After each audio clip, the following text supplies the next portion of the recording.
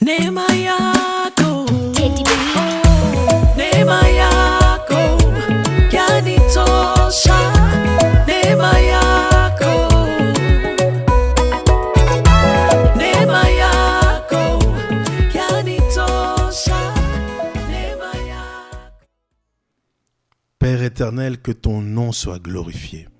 Alors que nous sommes dans une période de confinement, dans un temps de pandémie, et même si nous sommes chaque jour envahis par toutes sortes de mauvaises nouvelles, je sais que dans Genèse au chapitre 1, la parole nous dit que la terre était informe, la terre était vide, et il y avait même des ténèbres à la surface de l'abîme.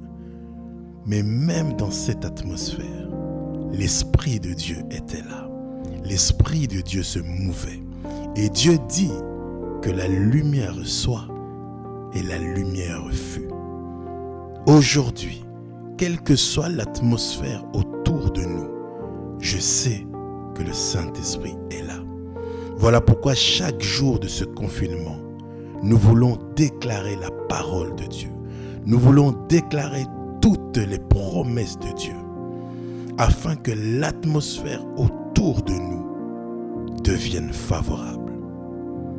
Ainsi, partout où il y a les ténèbres, j'appelle la lumière de Dieu. Et aujourd'hui, là où je me trouve, je déclare le psaume 91 au verset 1. Celui qui demeure sous l'abri du Très-Haut. Oui, il y a une grâce spéciale sur celui qui demeure sous l'abri du Très-Haut. Je le proclame, je le déclare, je demeure sous l'abri du Très-Haut. Et ta parole ne parle pas de celui qui passe ou de celui qui fait 2 ou 3 jours, mais ta parole parle de celui qui demeure, celui qui est stable, celui qui reste sous l'abri du Très-Haut. Seigneur, quelles que soient les circonstances autour de moi, quelles que soient les épreuves qui peuvent se dresser devant moi, je viens proclamer maintenant, je viens déclarer maintenant que je reste debout, je ne suis pas emporté par tout ce qui peut se passer autour de moi. Je refuse d'être un enfant flottant, emporté à tout vent de doctrine, mais je déclare maintenant que je suis stable, je déclare maintenant que je suis inébranlable dans la foi, je déclare que je reste debout, celui qui demeure sous l'abri du Très-Haut, quelles que soient les circonstances autour de moi, quel que soit le niveau de l'adversité autour de moi. Je refuse que ces choses me déstabilisent. Je refuse que les événements qui m'apportent de la joie ou que les événements qui m'apportent de la tristesse puissent changer ma position. Quel que soit ce qui se passe autour de moi, je conserve ma position. Je demeure, ma maison demeure, ma famille demeure, le ministère auquel tu m'as appelé demeure, notre vie demeure sous l'abri du Très-Haut.